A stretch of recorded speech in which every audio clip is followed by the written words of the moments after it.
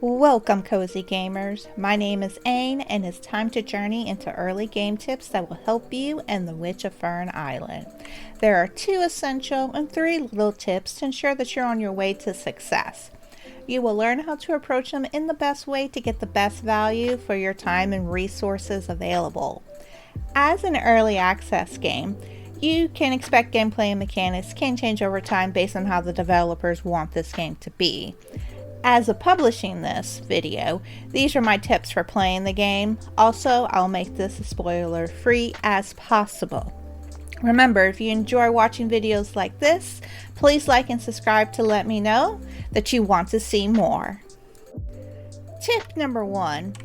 Inventory is going to be a massive issue in this game. There are so many mushrooms, acorns, weeds, and more to pick from the ground. If it shines, it will appear in my pockets, and then I have to figure out what to do with them. You will suffer with managing your stored items if you're anything like how I play this game. On top of all the available items to gather, you can only stack up to 20 items in the same slot. Yes, just 20. And there's no way around that number until the devs decide to increase it. The low stack is something you have to work with. That would be fine with the low stack if you can make more chests to store these items, but to make those chests, you need nails. And as of right now, I'm still looking for ways outside of purchasing them to get those nails. I feel like I've gathered some. I don't know where I got them from, but I haven't been able to find them since. Rogot will give you nails to make one chest once you gather the wood. The next tip will explain why you want to avoid buying nails for more space. Now, let me give you some breakdown of the chest. Each chest holds 18 items with a stack of 20. The game provides you 2 to you without needing to build them. Things that are of different quality need to stack separately in those chests. Gathering woods and using Rogot's nails, you can make a 3rd chest without spending money. You will have an additional 16 spaces to hold personal items on yourself, plus 9 more slots to keep your equipment. That's a total of 79 places of space that cost nothing to you. It is an incredible number for an early game until a stack of 20 comes into play. The standard storage solution is to make more chests, but the following tip will explain to you why we want to wait on doing that. Save all your money and keep all the money you make in this game until you reach 1,000 gold. That's required to complete one quest. That one quest is needed to further your magical lessons, and that is important in order to be the witch of the island. The game will make you work hard to reach that 1,000 gold. Outside of your stall, you cannot sell items to any shop in the village. Your priority is opening up your stall outside your house to start making money. Opening up this stall will only require wood and ordering through the book at the carpenter shop. No money is required. Then you want to speak to everyone in the village and complete any tasks that's sent out for you. That will increase your reputation, increasing the number of people buying from your stall. Another way to make money is by completing commissions on the bulletin board near the village entrance. There's at least 2 going in from your house, 1 exiting the other side of the village of the lower part, and I do believe there is 1 above. So far, they've been pretty straightforward with gathering driftwood or hardwood. The commissions remain under your quest until you complete them. You may not get a new commission daily, which may take a few days to complete. The time frame will depend on how well you know the island and where the items you need to gather are. Also, there are better ways to make money than selling vegetables. Forest stew is the first recipe you receive and cook on your stove. That sells for 28 gold compared to the 8 gold that onion gives. The mushrooms and the weeds you pick up are all you need to make them. The time requirement is minimal compared to watering the seeds in the ground. That will take a few days to grow and fetch you a lower price. Talisman and amulets are another excellent way to make money if you have the recipes and the items to make them. Now, if you have a recipe that requires a vegetable, that may net you more gold, but early game, it's best to hold on to that gold, use that resources are available to you without spending money to get them.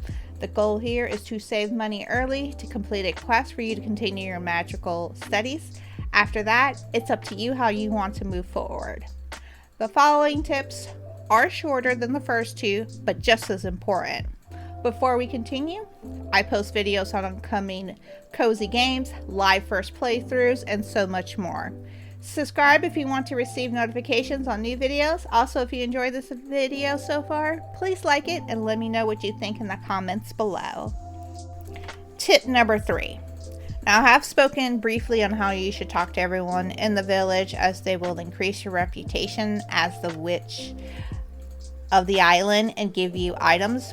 Since you will become their witch, you will want to make sure everyone is aware of your existence and keep socializing with them daily. By doing so, they will provide value in the area they oversee in the game through a recipe quest or information. The townsfolk will provide you with items and recipes as well. Rogas will give you those nails. Anton will provide you a recipe for red dye after receiving that request. That's just a couple of examples. I don't want to spoil all the items you can get through speaking to everyone that I'm aware of. Just keep engaging until their dialogue repeats, and then come back the next day to talk to them again. Tip number 4. Use the mapping system to your advantage by marking the locations you can return back to. For examples, there are wood areas for you to cut down wood. You can use the log marking for that location so you know where it is on the map so you can return to it later. There are shrines where you can offer items to. You will know exactly where to go with your ability to mark them on the map. I'm still looking for them all, but labeling them allows me to go back to check to see if they accept my offer. Also, there's no limit to the number of markings you have on your map based on my experience. So far, that's an excellent way to know precisely where everything is. One last tidbit, the compass at the top of your screen. If you mark a location, you can follow the location on your mark and head there without needing to open your map or try to figure it out, based on landmarks where you are.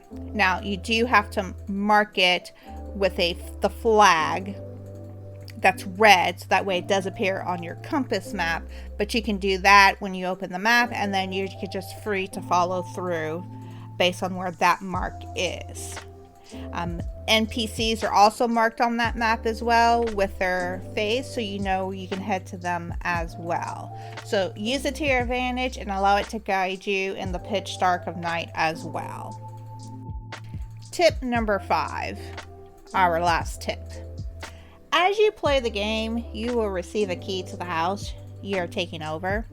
I won't explain why you will stay in the place, as that would be a spoiler, but the key will transport you back to the house anytime it is used. That means you can be across the map and never have to worry about leaving the area to return to sleep on time before you start to lose strength. I've made it to 3 a.m. when I received the warning about starting to lose that strength. I have not tested what will happen after that point, but with the key, I don't need to find out what will happen. The days are short in this game, and that key will make it handy to complete your task and return to sleep for the night to save for the brighter tomorrow, because the nights are just pitch black if it's a new moon.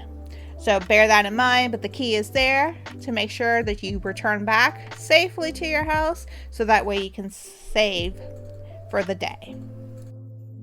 I hope you enjoyed these 2 essential and 3 small tips to ensure you're on a way to success in this game.